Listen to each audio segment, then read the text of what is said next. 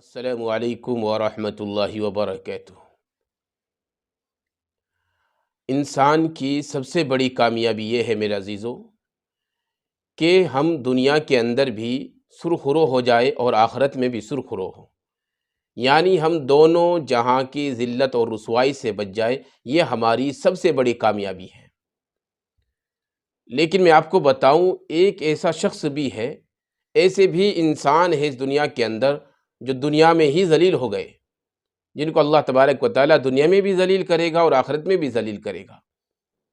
وہ کون شخص ہے؟ توجہ کے ساتھ سنیے۔ نبی کریم علیہ السلام نے ایک مرتبہ اپنی زبان مبارک سے عجیب و غریب الفاظ نکالے۔ اس کی ناک خاک آلود ہو گئی، پھر کہا اس کی ناک خاک آلود ہو گئی، پھر کہا اس کی ناک خاک آلود ہو گئی، یعنی وہ ذلیل ہو گیا۔ صحابہ اکرام رضوان اللہ تعالی علیہم اجمعین نے پوچھا، یا رسول اللہ، کون ذلیل ہو گیا؟ کس کی ناک خاک آلود ہو گئی؟ تو رسول اکرم صلی اللہ علیہ وسلم نے ارشاد فرمایا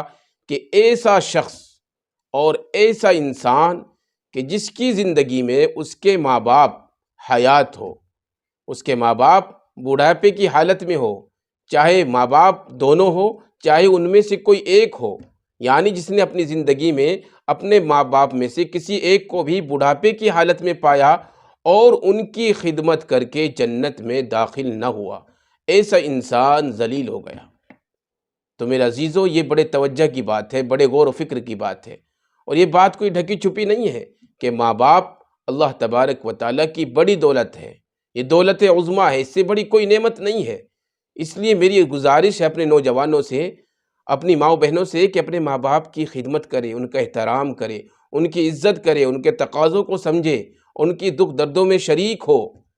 آج کے حالات کی اگر میں بات کروں، آج کے حالات ایسے ہو گئے ہیں کہ نوجوان اپنی ماؤں کو اور اپنے والدین کو اور اپنی ماؤں کو اور اپنے باپ کو ستاتے ہیں اور اونچی آواز میں ان سے بات کرتے ہیں اور ان کا کوئی خیال ہی نہیں رکھتے، ایسا سمجھتے ہیں جیسے کہ ہم دنیا کے اندر آسمان سے آئے ہیں۔ میرے عزیزو، ایسا نہیں ہے، بلکہ اپنے بچپن کو یاد رکھے، اپنی جوانی کو یاد رکھے کہ جن ماں باپ نے ہمیں پال کر پوس کر بڑا کیا ہے اور جن کی بدولت ہم بڑے ہو گئے ہیں اور ہم بزنس مین بن گئے ہیں، ہم کمانے کے لائق ہو گئے ہیں، انہی ماں باپ کو آج ہم کس طریقے سے ستا رہے ہیں۔ اس لیے میرے عزیزو، ماں باپ بڑی دولت ہے، ان کو نہ ستائے، اپنی ماؤں کو نہ ستائے، بلکہ ان کا احترام کرے، عزت کرے، ادب کرے، تاکہ ہم ان کا احترام اور ان کی خدمت کر کے جنت میں داخل ہو جائے۔ اور یاد رکھے، اگر کوئی انسان اپنے ماں باپ کو دنیا کے اندر ستاتا ہے، ان کو رلاتا ہے، تو یاد رکھے وہ انسان دنیا کے اندر بھی ذلیل ہوتا ہے اور مرنے کے بعد بھی ذلیل ہوتا ہے۔ اس لیے ان باتوں کو غور سے سنیں، اور اگر ہمارے معاشرے کے اندر، ہمارے گھروں کے اندر، ہمارے پڑوس کے اندر ایسا ہے تو ان کی اصلاح کرنے کی کوشش کریں، اور اگر ہمارے اندر خود یہ عادت ہے تو اپنی بھی اصلاح کرنے کی کوشش کریں اور اپنے ماں باپ کی خدمت کریں اور ان کے تقاضوں کا خیال رکھیں، ان کے دکھ دردوں میں شریک ہو، تاکہ ہم اللہ کے نبی صلی اللہ علیہ وسلم کے ارشاد کے مطابق جنت کے حقدار بن جائے، اور اللہ تبارک و تعالی ہمیں دونوں جہاں میں عزت عطا فرمائے اور دونوں جہاں کی ذلت سے اور رسوائی سے ہماری حفاظت فرمائے۔